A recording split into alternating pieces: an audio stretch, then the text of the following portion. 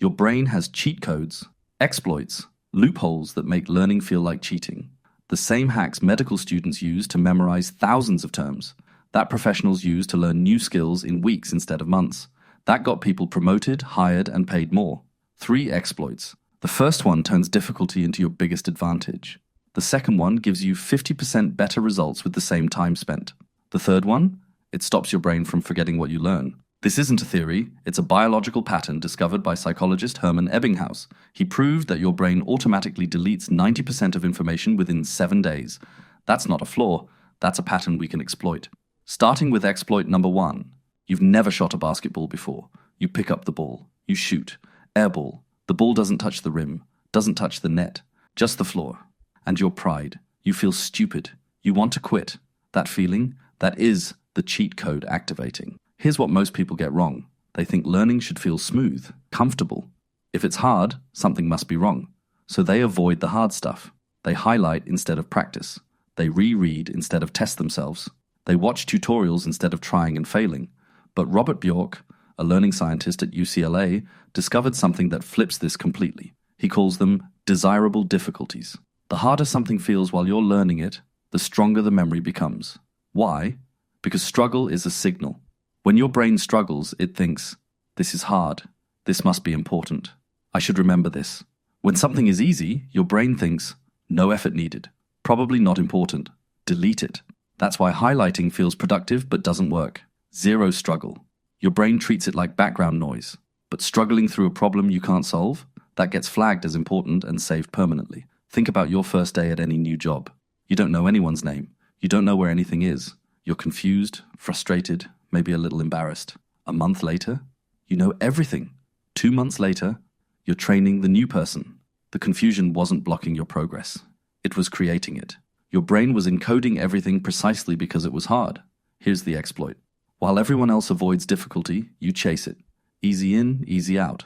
Hard in, stays in forever. Most people run from confusion. You run toward it. That's exploit number 1.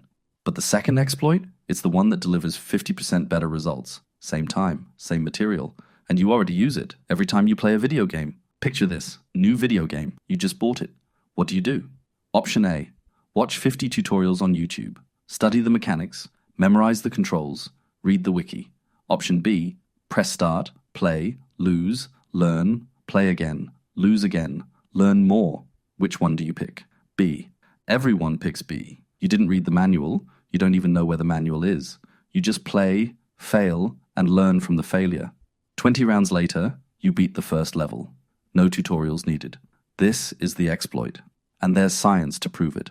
In 2006, researchers at Washington University ran an experiment. They split students into 2 groups studying the same material for the same amount of time. Group A reread the material. Group B tested themselves on it instead. 1 week later, who remembered more? The testers. By 50%. Same material, same time spent.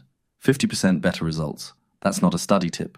That's an unfair advantage. Here's why it works.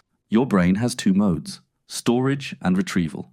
Most people focus on storage, reading, highlighting, taking notes, putting information in. But here's what they miss. Every time you try to pull information out, you strengthen the memory. Think about it like this. You're trying to remember your friend's new phone number. You could stare at it 100 times. Or you could look at it once, look away, and try to recall it from memory. Which one actually works? The second one.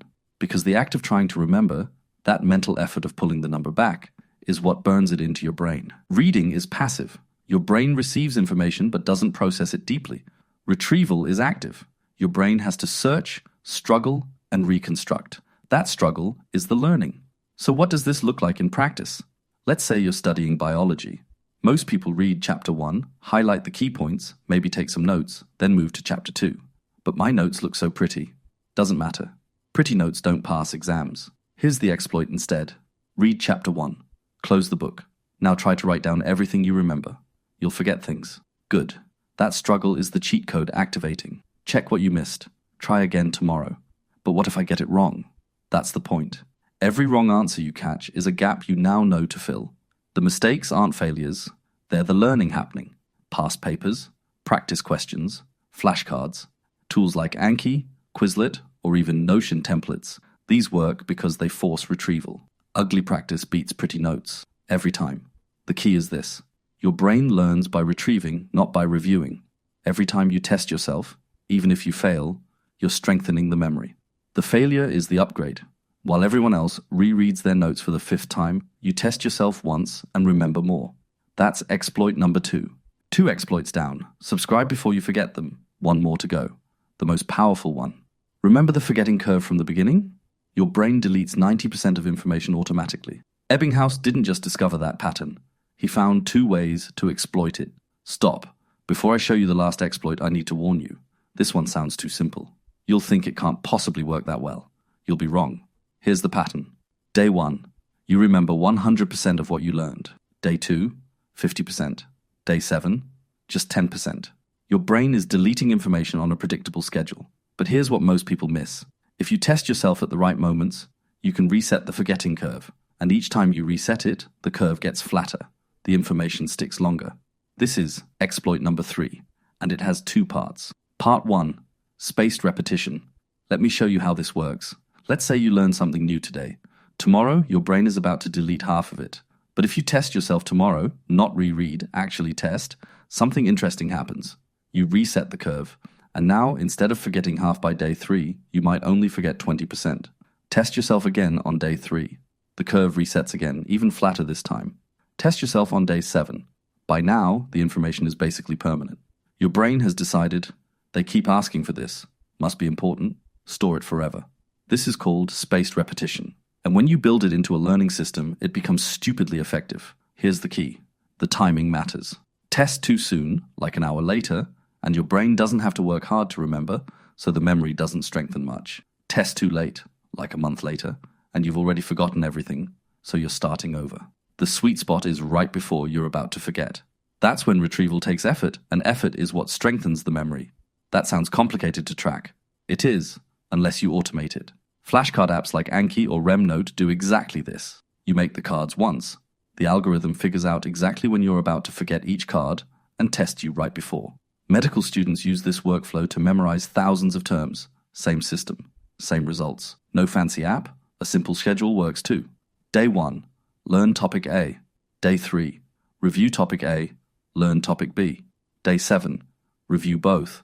The exact days don't matter as much as the spacing. While everyone else crams the night before and forgets everything by next week, you space your reviews and remember forever. That's part 1. But part 2 is what most people never hear about, and it changes everything. Part 2, interleaving. Here's where it gets weird. The order. You practice things matters too. Most people practice one topic at a time, master addition, then move to subtraction, then multiplication. It feels organized, it feels logical, and it's completely wrong. A researcher named Doug Rohrer at the University of South Florida ran an experiment with math students. Same material, same total practice time. The only difference was how they practiced. Group A did it the normal way. All addition problems first, then all subtraction, then all multiplication. One topic at a time until they felt like they'd mastered it. Group B mixed everything randomly. Addition, then subtraction, then multiplication, then addition again, jumping between topics constantly. On test day, Group B crushed Group A, not by a little, by a lot. That doesn't make sense. How can the messy approach beat the organized one? Here's why. When you practice one topic at a time, your brain figures out the pattern. Oh, these are all addition problems, I just add. You're not actually learning when to use addition. You already know because all the problems are the same type. But when you mix topics, your brain has to do something extra. It has to figure out, wait, is this an addition problem or a subtraction problem? That extra step, identifying which skill to use, is exactly what you need on a real test, and it forces your brain to understand the difference between topics, not just memorize the steps. Let me show you what this looks like in practice. Let's say you have a math exam covering 3 topics: algebra, geometry, and word problems. Most people study all algebra first, then all geometry, then all word problems, one topic at a time. That's how the textbook is organized. That's how I should study it. Wrong. On the actual test, questions jump around. You might get a geometry question, then a word problem, then algebra, then geometry again. If you only practiced in order, your brain never learned to switch. You freeze. Here's the interleaving approach instead. Mix your practice. Do some algebra, then jump to geometry, then back to algebra, then word problems. Quiz yourself on random topics, shuffle your flashcards. But that feels confusing. I keep losing my place. Good. That confusion is your brain building connections between topics. It's learning to identify, is this an algebra question or a geometry question? Do I need to solve for x or calculate an area? That's exactly what the test will demand. Same thing works for anything. Learning a language? Don't drill all vocabulary, then all grammar, then all listening. Mix them. Learning to code? Don't master one function before touching another. Alternate.